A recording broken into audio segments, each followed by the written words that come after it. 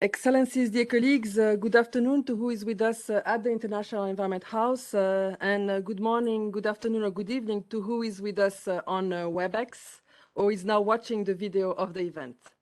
We have the pleasure to welcome you today for a new session of the Geneva Beat Plastic Pollution Dialogues, which have kept the international community in Geneva and beyond engaged on this topic since the end of 2020, making links with various international processes.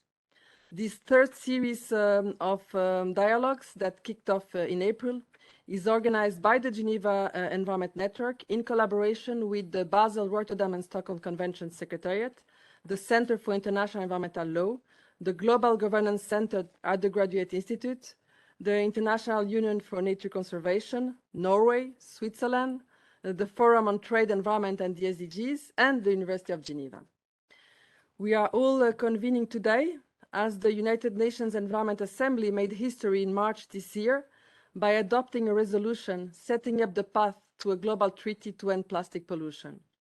The resolution requests the convening of an Intergovernmental Negotiating Committee to develop an international legally binding instrument on plastic pollution, including in the marine environment, during the second half of this year, with the ambition to completing its work by the end of 2024. The first session of this Intergovernmental Negotiating Committee is starting at the end of this month in Punta del Este, Uruguay. Various events are taking place this week to prepare for this negotiation. The Secretariat is hosting a series of technical briefings that kicked off yesterday. The High Ambition Coalition to End Plastic Pollution also organized a session this morning that many of you based here in Geneva attended. And our multi-stakeholder dialogue that you are now attending is completing this offer of events to brief and prepare stakeholders. I will have the pleasure to facilitate the event and introduce the speakers, giving them the floor. We will start this event by giving the floor to the Secretariat of the Intergovernmental Negotiating Committee and the host country, who will brief us on the preparations for the first session of the committee. And we will then hear from various stakeholders their perspective for this important negotiation, providing our audience with various views. We will end with the closing remarks by Switzerland, an important supporter of the Geneva Environment Network and the Beat Plastic Pollution Dialogues. Before we go into depth on the topic we are addressing today, let me just remind you, for who is in the room and who is online, that the documents presented, the summary, as well as the video of the event will be made available on the webpage of this event. The link for who is online is being shared on the chat, and who is with us in the room will be shared on the screen. Throughout the event, those who are online can raise their questions by using the Q&A box, and we will use your questions to feed the discussion if time allows after the presentation. So let's move to the first part of this discussion with the updates on preparations for the first session of the committee. And it's our pleasure to turn to Jyoti Marto-Philippe, who is the Executive Secretary of the INC Plastic Pollution Secretariat, who is joining us online from Nairobi. Jyoti, over to you. Thank you so much, and thank you very much for inviting me and the INC Secretariat to be part of this briefing.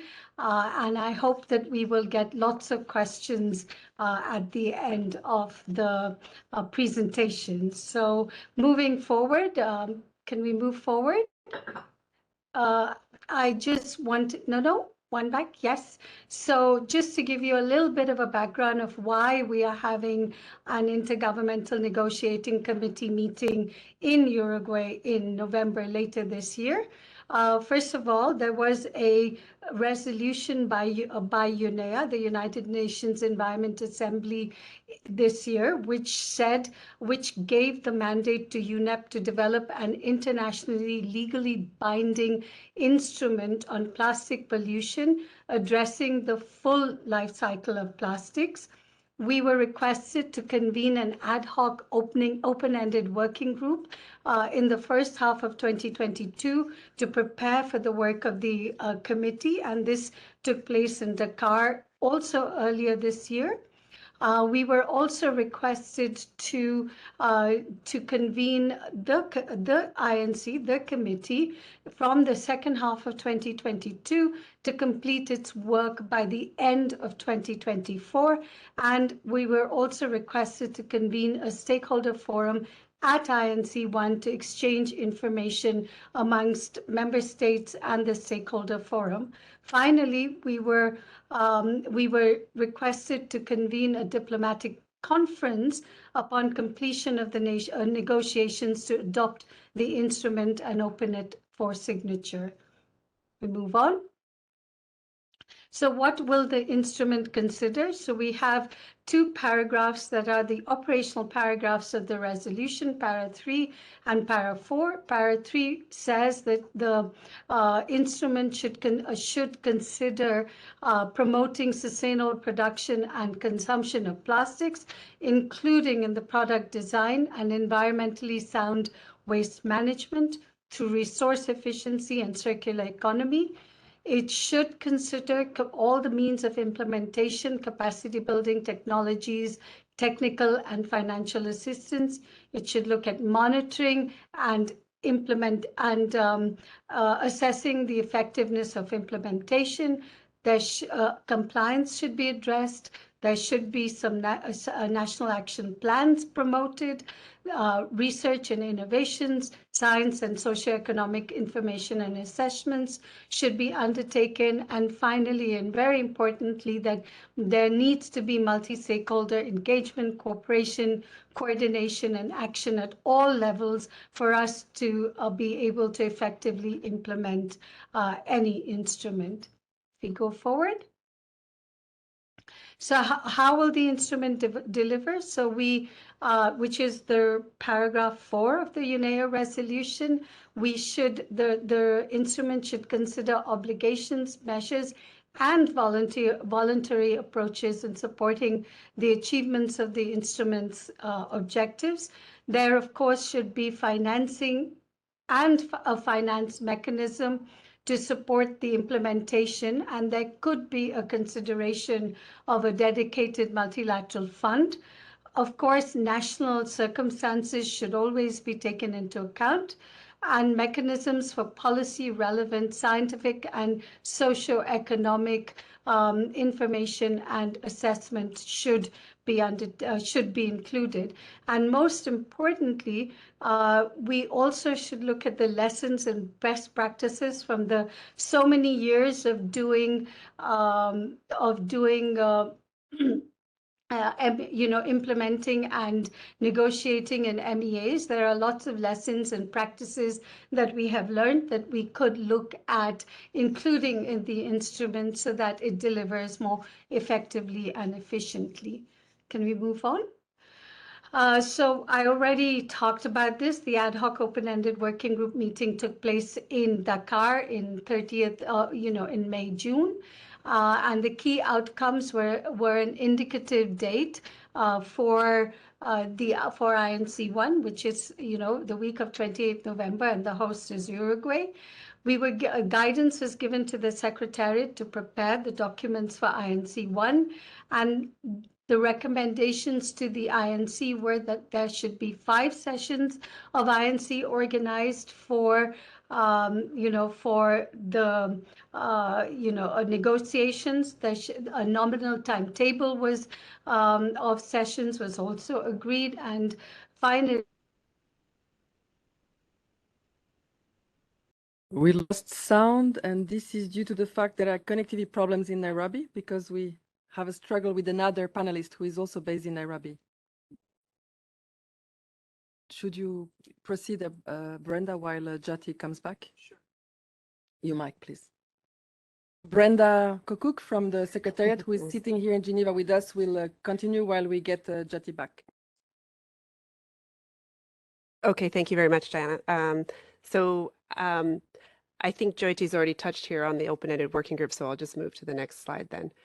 Okay, so perfect. The timeline for the INC process, we believe that, and again, this is a little indicative, but hopefully this is how we will how the INCs will work out. There's one at the end of this year, which is in Uruguay, and Valentina, I'm sure, will tell us a little bit more about it.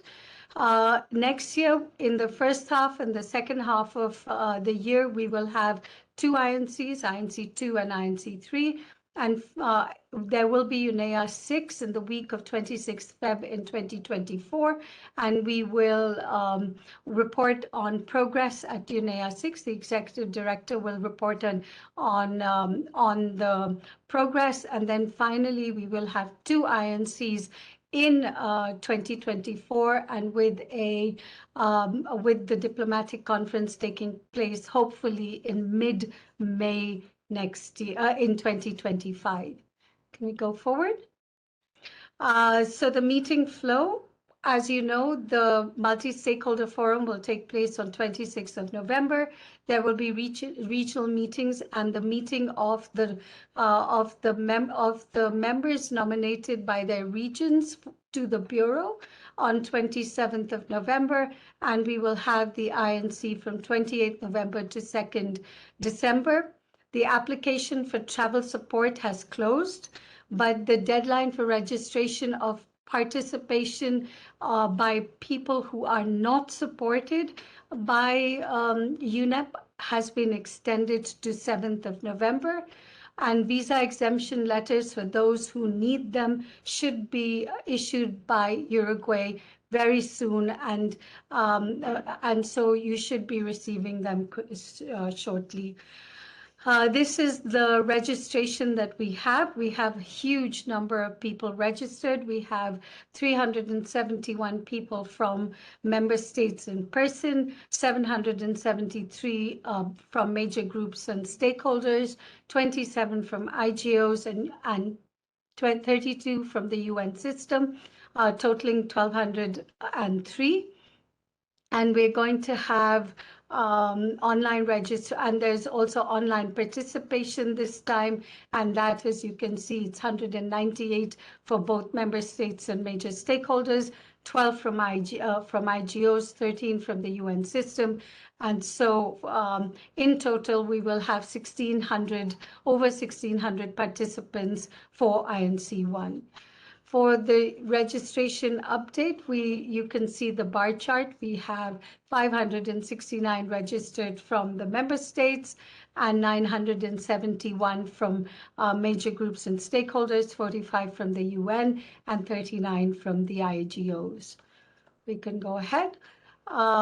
And just to give you a little bit of information on the logistics of the meeting, the INC logistics note, which you will find on our website, is updated regularly by the Secretariat as we get new information.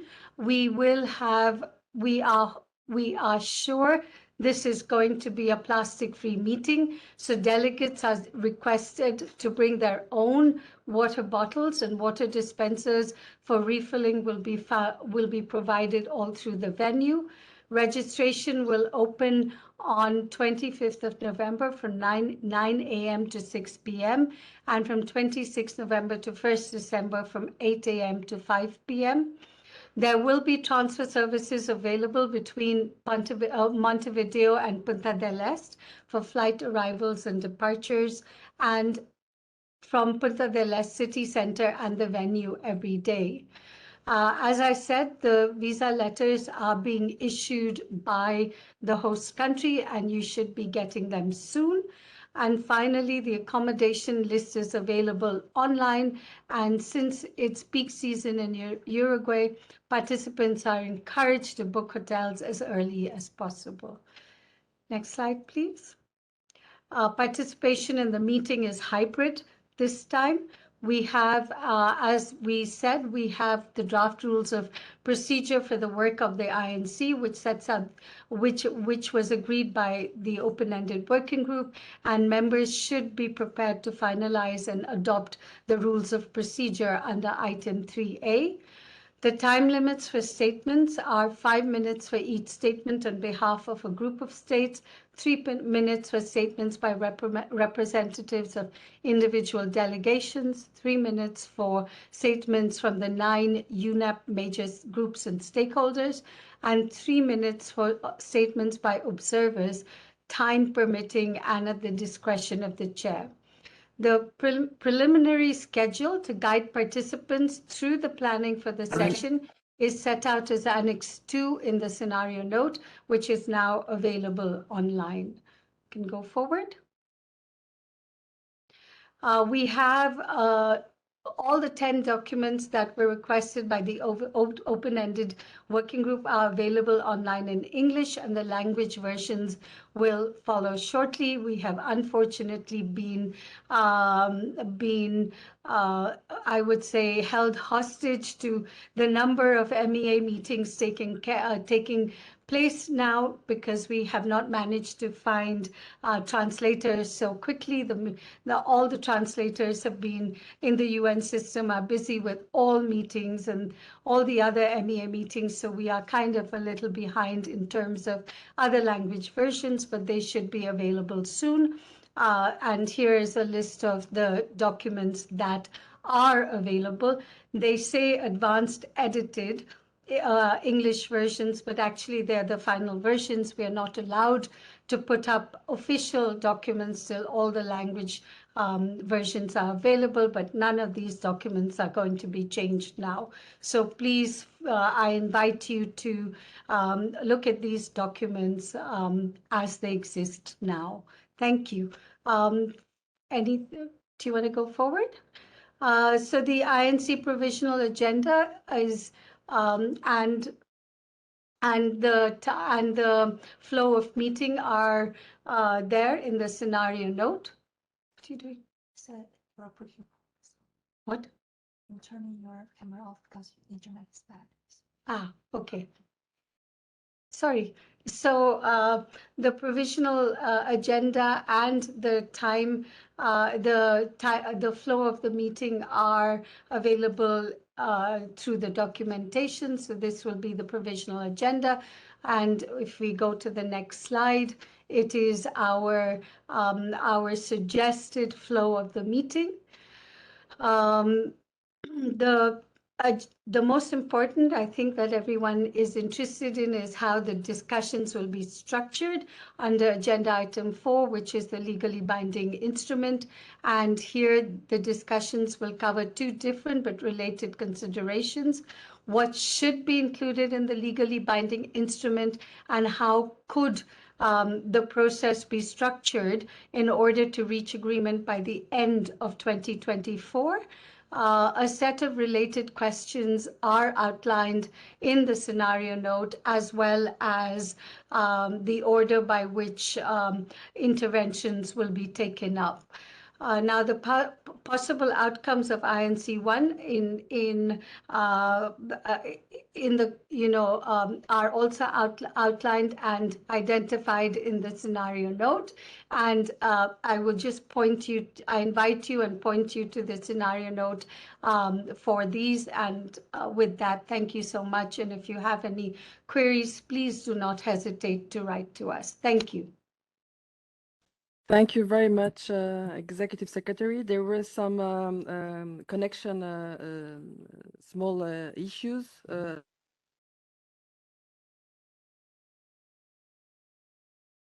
was your outline was very straightforward, and we could really understand what you were sharing with us. So moving on with the updates on the preparations for the first session of the committee, I will have the pleasure to turn to my right to Valentina Sierra from the Permanent Mission of Uruguay, who will be speaking as the host country. And before she starts, let me just remind to everybody that the slides that have been presented will be posted very soon on the webpage of the event. Please, Valentina, over to you.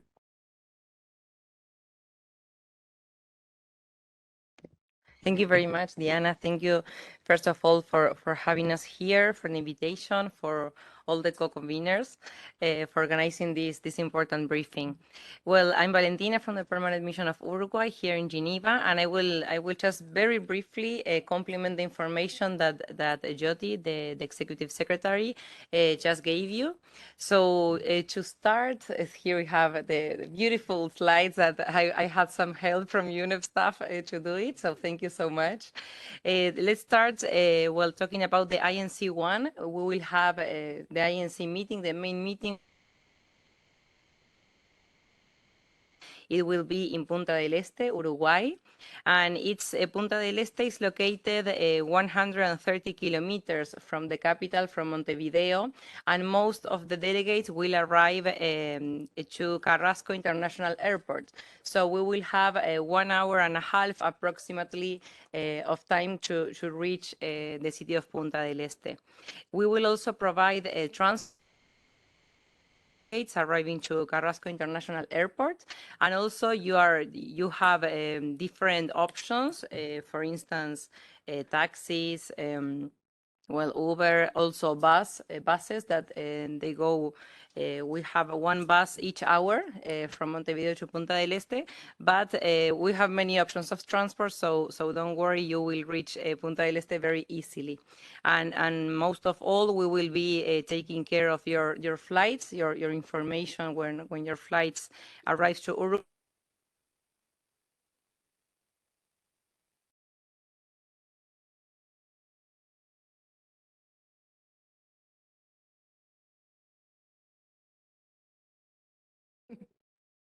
Sorry.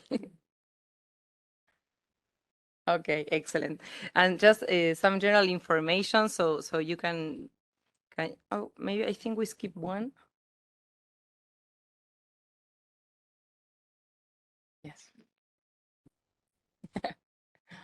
Excellent. So now, when arriving to Punta del Este, we provided a hotel list, official hotel list.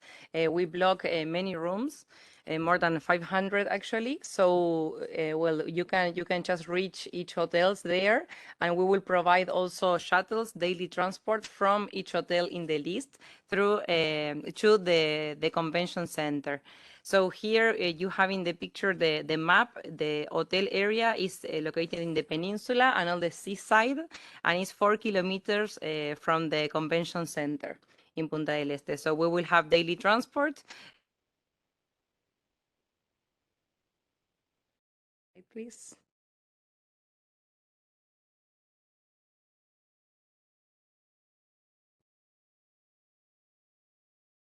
And now some general information for you to know. In Punta del Este there are many attractions. Hopefully if we have some free time, we will be able to enjoy it. We have different attractions from different publics. So like nature, art, you can see like many pictures, like the La Mano or Los Dedos, as we know it, the sculpture in Punta del Este is located there. Fundación Pablo Echugarri is an art foundation, a museum, the Raleigh Museum, that is very famous in Uruguay. El Casa Pueblo, different wineries, as Viña Eden, Bodega Garzón. So we have many options, also a lot of options for ecotourism and agrotourism. So I hope you can enjoy our country. Also, the weather, regarding the weather, between November and December, we have a temperature from 15 to 23 degrees. So it's also to have it in mind.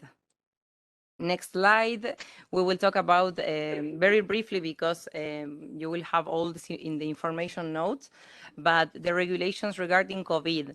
You don't need to present any COVID form now. We exonerate that request.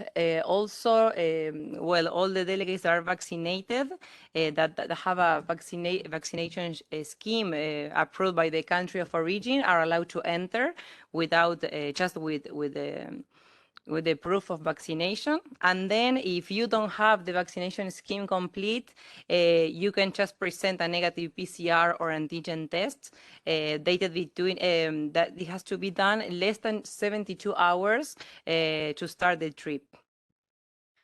And then let's continue quickly with the conference schedule. I will go a little bit more in depth here. Well, the meetings will start on November 26 with a multi-stakeholder forum. It's a very important event for us.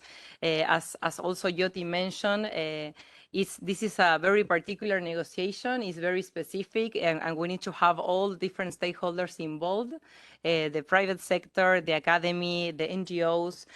We count on you, so we really want to hear your voices. We want to have also interactions with member states, and also to have a very, let's say, fluid communication. So in November 26th, the forum will have also a very particular and very good structure, in my opinion, because it's going to be a plenary, and then we will have a breakup groups. So we will have the opportunity to talk with different stakeholders in smaller groups, and also to have some conclusions in each groups. And then we will come back to the plenary with all the conclusions and suggestions. Then on November 27, we will have the full day of regional meetings and bureau meetings, so we can have all the regional consultations. And then from November 28 to December 2nd is the official meeting, the INC. Well, finally, we will have national authorities present in the opening. We will have our president, Luis Lacalle Pou. We will have our Minister of Environment, Adrián Peña, and also our Minister of Foreign Affairs, Francisco Bustillo. And also on Tuesday, 29, we will host a reception from Uruguay. So we are willing to receive you there. Finally, we include, there is a website specifically is dedicated to this meeting, to the INC process, actually, developed by UNEP. So you can access very easily to that website, and you will have all the information, the meeting documents, the submissions of different stakeholders, well, the registration link that is still open for member states. And also you will have another link that you will find all the information regarding the forum, the multi-stakeholder forum. So that's all from my side, and on behalf of Uruguay, the government and the people of Uruguay, we're looking forward to receive you in our country. We're very happy to hosting this meeting, and we are willing to have a very ambitious treaty and a very successful outcome. Thank you very much. Thank you very much, Valentina. We have now finished this first part on the updates on the preparations of the meeting, and we are now moving to, we have invited various stakeholders here who are sitting in Geneva and online with us to provide us their views and bringing up important elements in relation to this negotiation that is starting at the end of this month. And we'll start by an online speaker, Miguel Luis, who is in charge of multilateral and security affairs at the Embassy of Portugal in Kenya, who is so online with us. He will appear here in the screen in the room. And Miguel will focus on ambition to end plastic pollution and save our ocean. Portugal, a couple of months ago, hosted the UN Ocean Conference, and is one of the members of the ambition, the high ambition to end plastic pollution. Miguel, over to you. Thank you so much, Diana. And first of all, let me in advance apologize from some cuts that we can have here on the network. Nairobi is currently experiencing outburst on the electricity, and because of that, the communications are erratic as well. But going to the point, first, I would like to express my gratitude to Diana and to the Geneva Environment Network for the possibility of talking, even at the surface, about Portugal commitment and about our work here in Nairobi. Portugal, as I will try to show during this quick intervention, was invested in the process since the first moment, and we will continue to do it through all the sessions of the INC. It's our truly belief that the deadlines preconized on the resolution must be complied with, even with all the geopolitical challenge that we face right now. As such, we put high expectations on INC-1 in Punta del Este. Next, please. Quickly contextualizing Portugal path, following, of course, a Nairobi view. After our support to all the resolutions on prior years regarding the plastics and marine litter topic, last year on 6th of July, the Embassy of Portugal in Nairobi, together with the Embassy of Chile in this country, launched the Nairobi Group of Friends to combat marine litter and plastic pollution. This group was created with the aim of supporting ambitious action against marine litter and plastic pollution, as the name says, at the fifth session of UNEA, and we convened 4 times before the session. We addressed different topics related to the build-up to what it would be the resolution, and we had with us multiple speakers. For example, Andres, that is joining us today, and who I can't wait to hear again. And it was because of this national commitment that Portugal, when invited by Rwanda and Norway, could only say yes to the High Ambition Coalition. Going back a little bit, during the negotiations of the resolution, we had the chairmanship of the CPR here in UNEA, and through it, as well as a member of the European Union, we played our part, or tried to play our part on the negotiations. In June, as Diana said, we organized together with Kenya the second United Nations Ocean Conference, where one of the interactive dialogues was about addressing marine pollution, confirming the national commitment of Portugal with the process. During this conference was possible to feel the vibrant commitment of all the stakeholders that we are feeling right now in the process as well, on issues related to the ocean and to pollution as a whole. As such, the Lisbon Declaration called on governments, and I quote, to do more to prevent, reduce, and eliminate marine plastic litter by contributing to comprehensive life cycle approaches, encouraging recycling and environmentally sound waste management, end of quote. Besides this declaration that was unanimously approved, multiple voluntary commitments were made on this topic, confirming the success of the conference. Regarding the High Ambition Coalition, and getting back to that, the main target of the Ambition Coalition is to end plastic pollution by 2040. The coalition gathers like-minded countries on the pursuit of an ambitious agreement and is co-chaired by Rwanda and Norway. I'm aware that in Geneva this morning there was a briefing about the Ambition Coalition. As such, I will not enter in details, but I would like to leave 2 points. First, we received with pleasure the announcement made by Cape Verde this morning on joining the coalition. As a Portuguese-speaking country, of course, we would have to highlight this. And second, we would like to invite all the members to join the coalition, and as a member to provide any explanation on our view of the coalition. Next, please. Quickly returning to the Nairobi group of friends, you can see a very summarized version of the objectives of the group. After a period where we were inactive, we will have a meeting on the 17th of November at 3 p.m. Nairobi time, 1 p.m. in Geneva. We will pursue to understand the expectations of member states and other stakeholders to the first session of the INC. And of course, I invite everybody to be present. Next, please. Regarding the first session of the INC, Portugal understands that an early agreement on the objective and scope of the instrument, in broad terms, are fundamental to ensure progress on the negotiations that we face. We believe, of course, and as preconized on the resolution, on an holistic approach, looking to the full cycle of plastic. And we want to guarantee that all the stakeholders are involved. In this regard, Portugal welcomes the decision to include a representative of the small island developing states on the Bureau of the INC, as they are among the most affected by the crisis that we are trying to tackle with the agreement. Of course, we also support all the engagement of youth, people like me, and indigenous communities and other stakeholders. Finally, and I would ask to pass to the next slide, I would like to leave you with some images that perfectly show the urgent need for change. This is in Kenya. This was taken by the Portuguese mission on trips that we had and activities that we had here in Kenya. The first one on the left is Wasini Island on the coast of Kenya, but I think it could be Barbados, Indonesia, RDC, like we saw the images last week. And the other one on the right is Mathar Islam, a slum in Nairobi.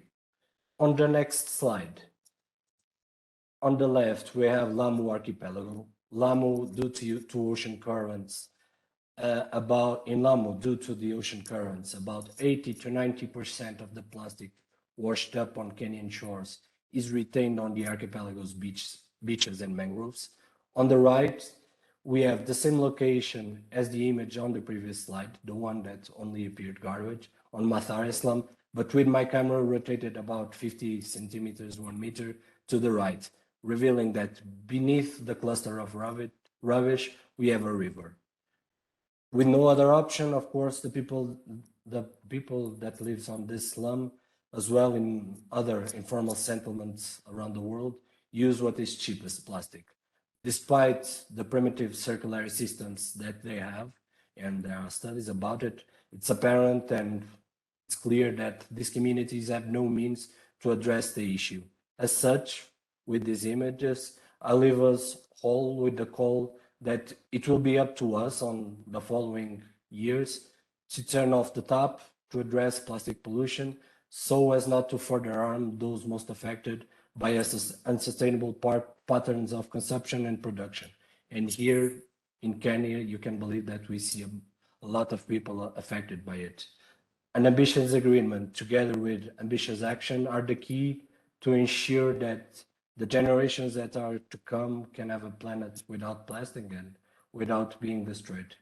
Thank you.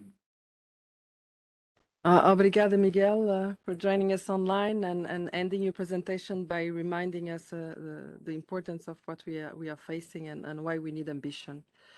Moving on with the perspectives of various stakeholders, we will now hear from small islands and developing states. We are very pleased to have here in Geneva with us His Excellency Ambassador Caroline Murdoch, who is the permanent observer of the Organization of Eastern Caribbean States to the United Nations Office.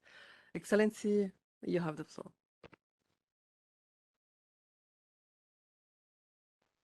Thank you very much. And thank you very much, Diana, for organizing, you and your team, this event. Excellencies, colleagues, ladies and gentlemen. Thank you for inviting Antigua and Barbuda and OECS to participate in this important briefing. As we all prepare for INC-1 in Uruguay, my delegation is hopeful that this event will move the discussion forward for discussing concrete solutions. While we rightfully celebrate the agreement in Nairobi to negotiate a new international instrument, we must move quickly to negotiate and implement it successfully. As the small islands already feel the significant effects of marine plastic pollution, there is no time to waste. We need a creative international instrument that deals effectively with the complexity of the plastic pollution crisis, a crisis that is both environmental and economic, a problem that is not always under the jurisdiction of national governments. However, we have faced complexity before. We have faced incomplete science before. We have faced the tension between environmental protection and economic development before. In climate change, in the ozone layer, in endangered species protection, and in each, we have created successful international agreements. I certainly do not have all the answers, but today I wish to highlight 4 of the considerations of the small island developing states as we approach this new international instrument: urgency, equity, effectiveness, and evolution. The first consideration is urgency. Throughout this process, SIDS have highlighted some of the specific ways that existing plastic pollution is already impacting our countries, our tourism, economies, our fisheries, our health, and our culture. These impacts are already happening. It is not just about quickly negotiating a new agreement, but perhaps more importantly, setting urgent near-term goals. Some may consider that a 2040 target to eliminate new plastic pollution is ambitious. But what this means for small islands is 17 more years of pollution entering the environment joining the decades of plastic pollution that is currently swimming around in our oceans. We must set ambitious, achievable, measurable goals that allow us to clearly track our trajectory to zero plastic pollution. The second consideration is equity. We agree that most of our partners here that it is counterproductive to only talk about recycling or waste management while leaving the tap of plastic pollution fully open. We must control, reduce, and eliminate the leakage of waste plastic and microplastics into our environment. But SIDS propose that we also must recognize that there are decades of plastic that are already polluting our environment. And unfortunately, the effect of that existing pollution is disproportionately falling on small island developing states. We know that the remediation of existing pollution is currently difficult and expensive.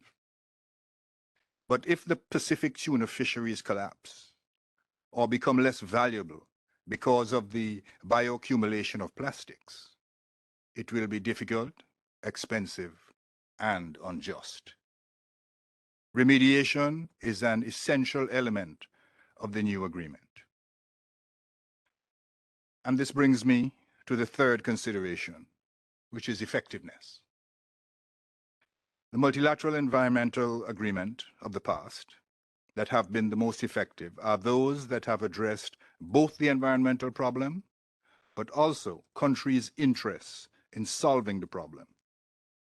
For small islands, we have little engagement in producing raw materials or the production and design of plastics. Most upstream activities, where our most significant contribution to solving the problem can be, it is in waste management and recycling. There are very few recycling opportunities in the small islands. The cost of shipping waste plastics abroad for recycling makes our waste economically unviable. And the fourth consideration is evolution. We will get one opportunity to negotiate this international instrument. History tells us that we almost never amend international environmental agreements. So we must ensure that this agreement can evolve over time to confront changing science and economic realities. Therefore, it is essential that we include all relevant actors in the development of the agreement and in its implementation. While governments will need to play an essential role, we know that business, industry, and civil society have knowledge, experience, and finance that governments don't have. An agreement that includes these actors will be durable over time. In our islands, we have a saying, how you start is how you will continue. Ladies and gentlemen, excellencies, I have laid out some of the considerations we have as small islands as we approach these negotiations. We need help constructing solutions that accomplish what we need to do as a global community. I'm obliged. Thank you, Excellency. Decades of plastic, urgency, equity, effectiveness, evolution. The message is clear. We are now moving to civil society that, as you all know, has played an important role in moving on the end plastic pollution agenda. And we have the pleasure to have with us in Geneva, Andrés del Castillo, who is a senior attorney within the Environmental Health Program of the Center for International Environmental Law, one of the co-conveners of this series of dialogues. Andrés, the floor is yours. Thank you, Diana, colleagues, panelists, representative. On behalf of the Center for International Law, I put my pair of glasses that are more like scientist lens, and instead of going with our suspect requests from civil society to say we need to look upstream, to close the tap and to reduce and cap plastic production. I will start with the hashtag of the first INC-1 and with a little parody of where we are right now, because November is an interesting month for the triple planetary crisis, having 3 important meetings related to pollution, climate change, and biodiversity. And we know that plastics is a vector for the 3 of them. So I don't know how to use that, and hopefully use, yeah. So I'm going to talk about 2 specific things. Of course, plastics, but not plastics itself from the aesthetic or physical point of view of what is plastic pollution, but from the chemical or sometimes invisible point of view. Because we know that plastics are complex chemical mixtures, and there are, of course, different scientists' research that come to conclusions that say that there are more than 10,000 substances used in plastics, and a quarter of them are substance of concern, right, in different degrees. So I'm going to talk about 2 things. First, one concept that is chemical simplification, and the other is about definitions that will be crucial for the first INC. So on chemical simplifications, you know that the speed at which the global market for polymers and additives increase outpaces the capacities for any chemical risk assessment. We talk about 200,000 polymers here, right? It's almost impossible to cover that one by one, substance by substance, right? So we think that one of the guidance stars for the negotiation should be this idea of chemical simplifications that is simple to say, difficult to implement. It's up to states to put the bar high. And the first part of this chemical simplification idea is as simple as the number of chemicals used in many products, in particular consumer products, needs to be reduced. Simplify this idea of what is plastic and this complexity that is also a driver of plastic pollution. And the second cornerstone is this idea of grouping approach that will be necessary. And this is not a theoretical invention. Already we know that the REACH at the EU, they work on that. They did that with bisphenol, and they see some specific advantage of doing groupal assessments of chemicals to be more consistent about regulatory actions, also to avoid regrettable substitutes. That needs to be a kind of a principle of this negotiation, avoid regrettable substitutes, and to assess hazards information in a holistic manner. Also that safe, there are different advantages, like no need to generate more or duplicate data, and save time for governments to act instead of running and try to chase if one substance is substance of concern or not. Then the second point is definitions. Definitions are really, really important. We know that definitions for the negotiations, of what we call working definitions, are important to kind of set up a common ground of what we are talking about. But sometimes the definitions during the negotiations are not the same that will be in the text of a treaty. And here it's important, but let's don't spend the time that we have only working on definitions, because the whole treaty needs to be about definitions. And I give usually an example with the Stockholm Convention, the POPs Convention. You don't see in the article of definition a definition of POPs. You see the definition more by characteristics in the preamble of the convention. Then the whole convention is about POPs, right? And in the annexes, you see characteristics, because it's complex as plastics are. So here we have 3 ideas with a document that CIAL is going to release in the next couple of weeks. That is, don't be afraid, more than 100 pages of definitions to tell you there is already a lot of definitions in the market. You have ISO definitions, you have OECD definitions, you have European Union definitions, and you have multilateral environmental agreements and regional agreements that already define different things that we want to cover in this plastic treaty. But on plastics, plastic pollution, and full life cycle, we will need to discuss and consider what will be the way to follow. We found in the research that there are 3 legally binding definitions for plastics. One is MARPOL, the other is the harmonized systems that provide a definition under one of the annex and chapter 39, and the regional action plan for the Mediterranean Convention give you a definition. The regional action plan by law is legally binding. So we have 3 legally binding definitions. It's a common or point to start of saying, okay, what could be plastic? Let's look at that. But also we need to differentiate between plastics as products and plastics as materials. And I don't want to add another layer of complexity because multi-layers are problematic, but plastics as articles too, right? And this is a discussion going on also at the European Union level. On plastic pollution, let's be honest, this idea of the OECD is not as bad, this proposal saying, okay, broadly, plastic pollution means all emissions and risk resulting from plastic during its production, use, waste, management, and leakage. And I see in your face as negotiators that you can add 1 or 2 sentences there, and that is possible to. Why? Because we need to define plastic-related pollution within the scope of the full life cycle.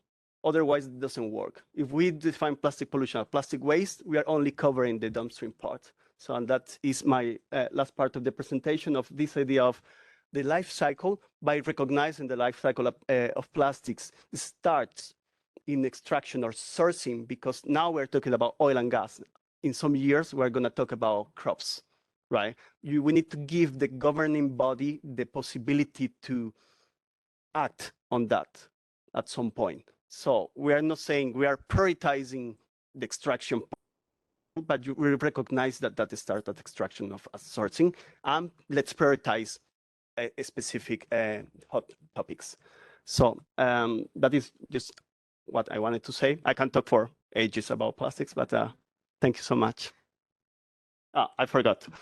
There is, of course, the mandate with the recipe. We have some information about the content and about the container, the form of the treaty. This will be also a discussion that will take place at the first INC and so on. Thank you. Thank you very much, Andres. And so moving on with the stakeholders' perspective, to provide you with the private sector perspective, we have invited a member of the Business Coalition for a Global Plastics Treaty. We have online with us Rachel Crossley, Head of Stewardship at the Europe Sustainability Center of BNP Paribas Asset Management. With not further ado, Rachel, over to you. Thank you very much. Good morning, good afternoon, and good evening to all of you. I'm joining you from London, and I very much appreciate the opportunity to speak to you. I am Head of Stewardship for Europe at BNP Paribas Asset Management. We're a global asset manager with around 500 billion euros in assets under management. And we manage that money for pension funds, insurance funds, individual investors. And as was noted, I'm attending today as one of the 85 or so members of the Business Coalition for a Global Plastics Treaty. And among those members are many other institutional investors like ourselves.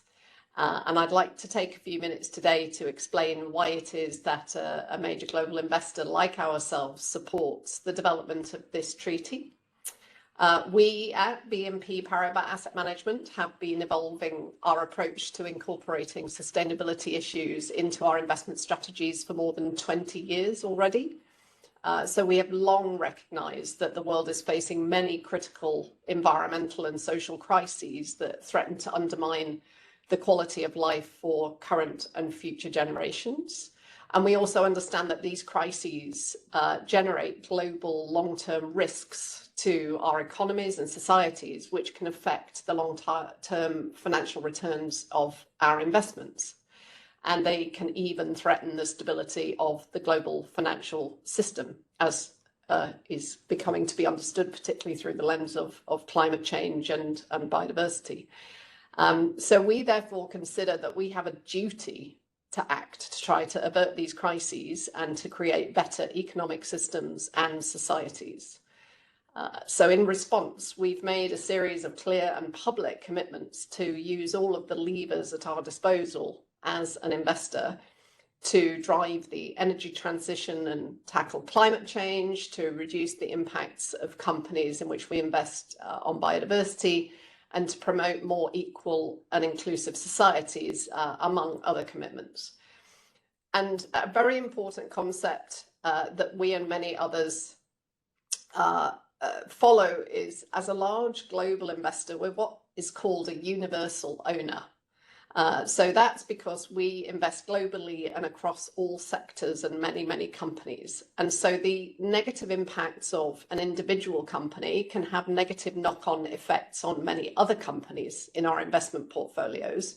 And the cumulative effect, negative effects can then build into systemic effects, impacts and risks.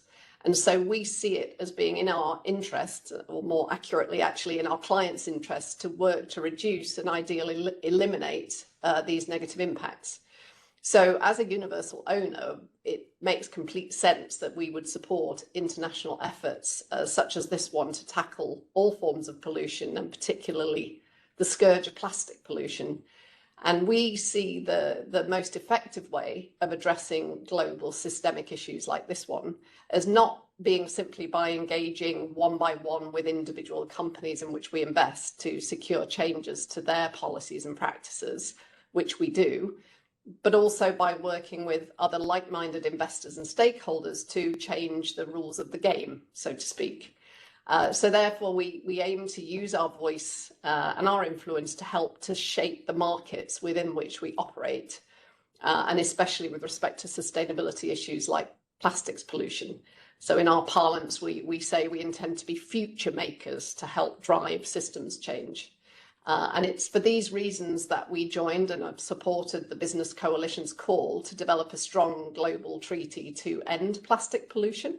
And we hope that such a treaty will provide two things that investors and companies crave and thrive on, which are certainty and consistency. So the vision of the Business Coalition, which we fully support in terms of plastic pollution, is to reduce plastic production and use by moving to a circular economy model, focusing on those plastics particularly that have high leakage rates, are short-lived, and or are used with fossil fuel-based virgin resources. We want to see circulation of all plastic items that cannot be eliminated and keeping them in the economy at their highest value. And then prevention and remediation of remaining hard to abate micro and macro plastic leakage into the environment, including robust waste management practices and tackling legacy pollution, which we've already heard mentioned. And in terms of the treaty, the characteristics that we would like to see it embody. So I've come up with a bit of an alphabet soup for you, some ABCs. Others have already said, and we echo, that A should be for ambitious. We'd like an ambitious timeline to phase out those plastics that pose critical health and environmental risks, and thereby also help to address the twin climate and biodiversity crises. B would be for binding.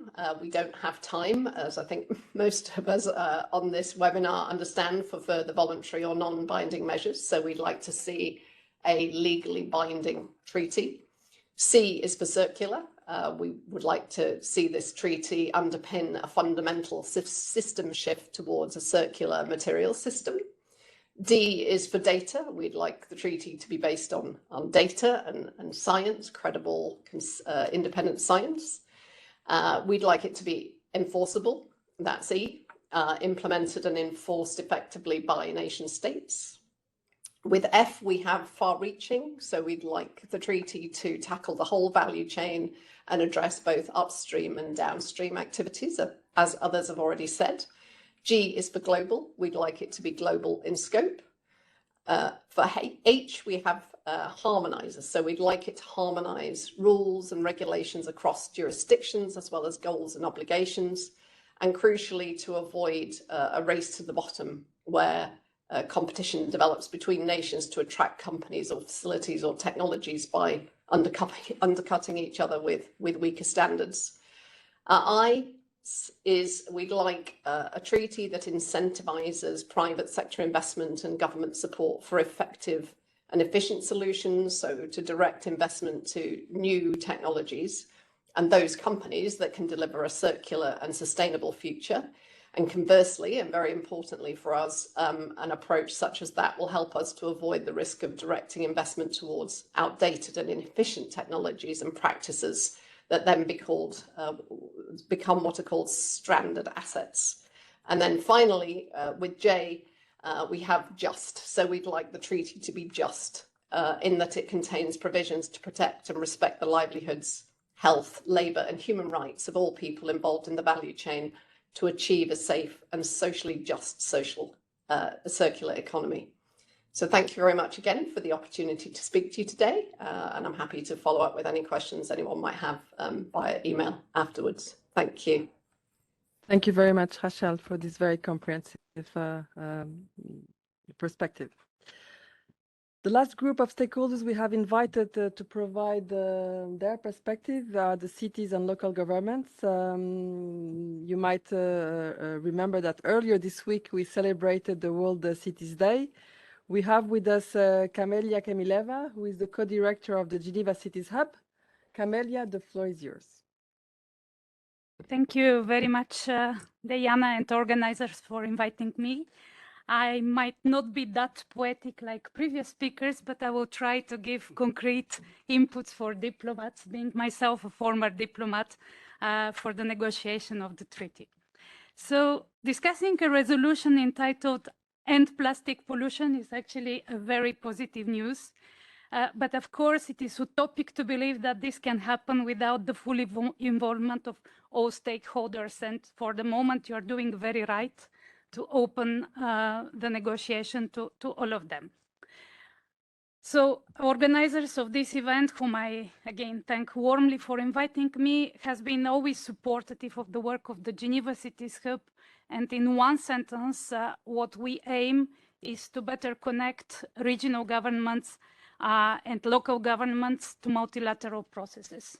And I will speak about cities in order to be quicker.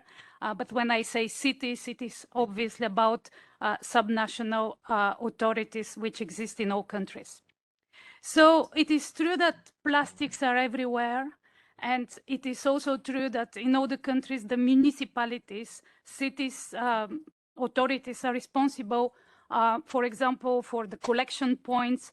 They are responsible for the waste management in cities, and more, they are on the front line of urban health. There is, for example, a resolution on urban health negotiated at the WHO in the nearest future. And in all these places, we also speak about microplastics. And all of you here in the room are dependent of the Geneva city municipalities, not on the federal authorities, about the waste management in Geneva, by the way. So let me be very clear. States can negotiate a perfect and very, very ambitious treaty on plastic pollution, and they can even ratify it, which is obviously a dream of mine, that everyone ratify this ambitious treaty. But states will experience major difficulties to reach their objectives if they do not embrace cities, municipalities as partners from the very beginning of the process. So negotiating together and implementing together is the only path of success to such a treaty. We believe that states and cities should work across borders. And I'm not only talking about cities within the national borders of a state, but about international cooperation of all. So one example, look around us. When French supermarkets, because the French legislation changed some years ago, so French supermarkets decided to ban single-use packaging, but supermarkets in Geneva did not do it. As you know, there is so many movement across the borders that actually the French ban for plastics had sort of a zero effect to the French population living and working in Geneva because we have plastics in Geneva everywhere. So in a perfect world, somehow France as a state can bring to the attention of Geneva as a canton and city this problem and discuss it. So now putting my hat of international lawyer, as we speak about international binding legal instrument, multilateral traditions understand that this is an interstate process.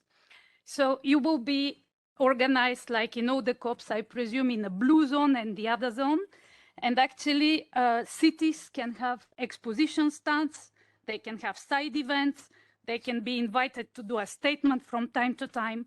But when it comes to serious negotiations and consensus, cities and all the major groups will stay behind closed doors. And this will be only a state and interstate affair. So I hope for once this can change in this negotiation. And I hope really, and Geneva cities have stand ready to help, for those cities who are interested and has inputs to make, that they can be let in the blue zone and not outside the closed door. Cities are main actors when it comes to plastic pollution. And in a similar manner to climate change and other global challenges, cities are the main contributors to plastic pollution, given that people's concentration and their dense infrastructure provide for this. However, cities are also the main driver to address plastic pollution, given their innovation potential and broad-scale impact. So they have to be included as partners and actors in the negotiation process.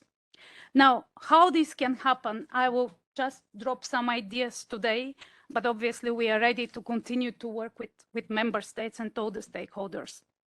First of all, states might easily establish a procedure of cities-oriented consultation. It is sufficient that the facilitator of the discussion, the way we do here in Geneva, for example, as the president of the Human Rights Council, do consultations from time to time with different stakeholders. So the negotiator of the treaty can do a city-oriented consultation, say once before and once after each round of negotiation. This can be obviously online and hybrid, you know better than me. States might think about direct content of their treaty addressed to city action and secure that capacity building could be delivered at subnational level, meaning that some capacity building provided by international organizations can also be delivered to municipalities. And it is true that modern treaty negotiation opens many inclusive ways. For example, through voluntary mechanisms and reviews, or others, such mechanisms, to include municipalities as involved stakeholders in the negotiation, but also in the implementation of the treaty.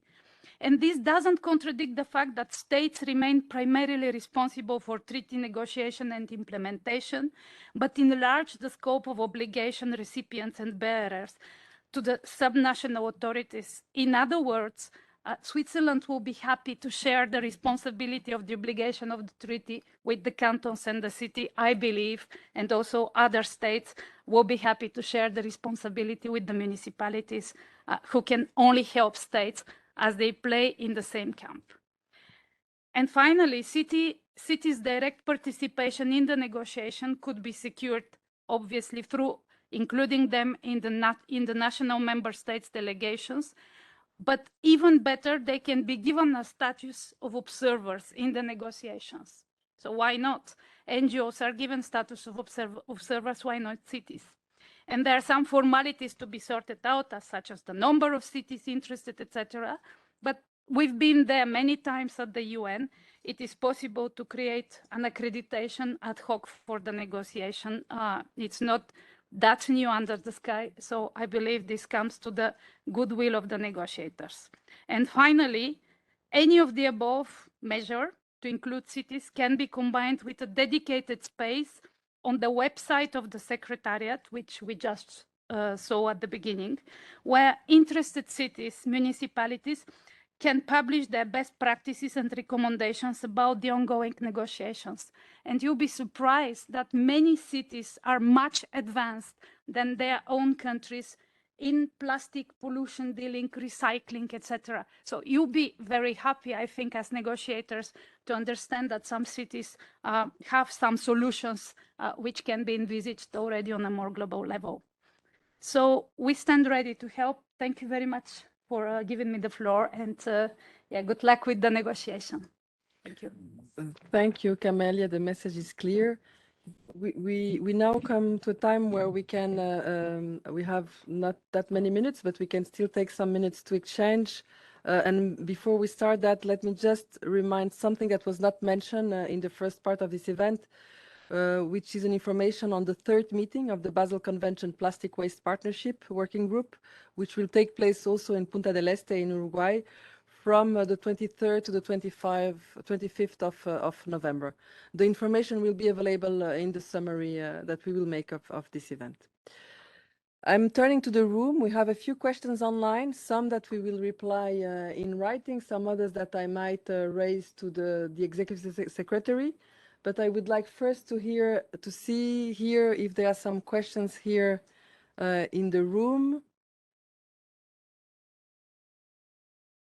To the Secretariat, the host, or some of the stakeholders that we have invited to provide the perspectives. Everybody the messages were clear, including the one from Rachel with the alphabet, the new way of teaching alphabet to our children. So I don't see any questions in the room, but I might just come with one of the questions that came online, if it's okay with the Secretariat. So we have a question from Nicole Mlad to all panelists, to the Secretariat, asking if it's necessary to represent an accredited organization to participate in the stakeholder consultation that is taking place, the virtual part. So Jyoti, if it was clear for you, I'm pleased to give you the floor. Thank you so much. So to participate in the INC and the stakeholder dialogue that will be held within the INC, you have to be accredited. And we had encouraged organizations to submit their accreditations earlier so that we are able to, get organizations quickly accredited as we're using the MEA accreditation process. For the multi-stakeholder dialogue, if you have registered and you are online, I don't think you need to be accredited. It's not part of the INC. It's at the margins of the INC. Thank you. Hope that answers. And please write to us if you have any questions. Thank you, Jyoti. And is there anything you would like to add on the perspectives you heard from the stakeholders before we move on to the closure? No, please go ahead. And to the room here to see if there are any questions. No, very good. So then I turn to Damaris Carnal. Yes. No, it's my hand. Sorry, Excellency. Yeah, sorry. Please, Sorry, please. But I wanted to ask a question and to answer it myself, if that's allowed. Yeah, how difficult will this process be? I think we need to address our minds to that a little bit. Andres spoke about the complexity of plastics, defining plastics, and therefore plastic pollution. And I think we ought to take a look at how complex also attempting to come up with this treaty will be. And, I think we need to look at one or two elements already. One, there is no chairman yet of the INC. And leadership matters. You can't measure it, you can't count it, but it matters to the success and the outcome. The second thing is, as in all things, especially nowadays, I'm afraid that geopolitics has inserted itself into the process. And the Russian Federation has objected to any member of the EU being on the Bureau. Sweden is due to be on the Bureau. And the Russian Federation has said, "Niet." So that adds to the complexity of what is achievable in Uruguay. And I think we ought to be, sane and sober people and to take very careful account of the obstacles that stand in front of us and how we can go about surmounting these obstacles to achieve our objective. Thank you. Thank you, Excellency. Thank you very much for reminding us this crucial part of the equation.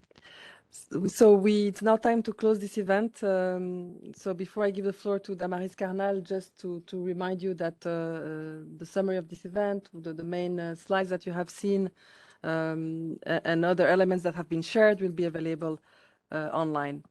Damaris Carnal is Switzerland's focal point for the United Nations Environment Programme and also the Plastic Pollution Inc. So with that, Damaris, you will have the honor, the pleasure to close this event. Thank you so much, Diana. And let me first thank you and your amazing team once again for bringing us together and for making sure that the work we're doing is known, which is also important to ensure accountability in the process. Without you, we could not do it. Thank you also very much to the Executive Secretary, Jyoti Matthew-Philip, and of course to Uruguay, our host of INC-1. Logistic matters. We need to be in good hands to start the process. And, I like the optimism from Valentina that she thinks we're going to be so efficient that we might even have some time to visit her beautiful country. I think this is the right spirit. We heard from a wide range of stakeholders, all important. I'm not going to try to summarize everything, but just a few points that I think are important. I like the fact that Portugal reminded us that we have many instruments, we have many friends, we have many opportunities also to bring ambition and to try to rally troops as we move towards the negotiations. We had high spirit in Nairobi. The work ahead is going to be probably more complicated. We'll need a lot of friends. We'll need a lot of different ways of engaging, and I think all those different groups will matter. I'm also very grateful for Ambassador Murdoch for bringing the SIDS perspective and also his words of wisdom and also, speaking truth and avoiding no subjects. I agree also that, the urgency is there, even if we talk about 2040 and we have the impression that it's ambitious. Every day, plastic pollution continues, and the amount of legacy of pollution that we already have to deal with is overwhelming. I also like the fact that, complexity is a reality, but should also be not an impediment to action, but a call to creativity. And I think this is a very important word. Civil society, without you, we're not going to be able to do it. You need to hold us accountable. You need to hold private sector accountable. You need to not let greenwashing go forward. You need to make us smarter. So Ciel, once again, thank you for all those contributions. We will need you now and then in the process more than ever. I think it's also important that the private sector is engaging. I was also grateful for BNP Paribas for also talking about the investors. The treaty will not be able to solve everything. We need the investments to go in the right direction. I think I like the fact that we need to have global rules to make sure that we steer things in the right direction. And I think point taken from cities and local governments, we need to make sure that what we do is implementable. And also, I think what you said about inclusivity and the need to bring in stakeholders to the table of negotiation is important for cities, but also beyond and to stakeholders. So for me to conclude, maybe 4 points. I think we need no less than a system change. I think I heard it from all stakeholders. We also need a life cycle approach. And when we say life cycle, I think it's important to say, and I think Ambassador Murdoch mentioned it, we cannot leave the tap open.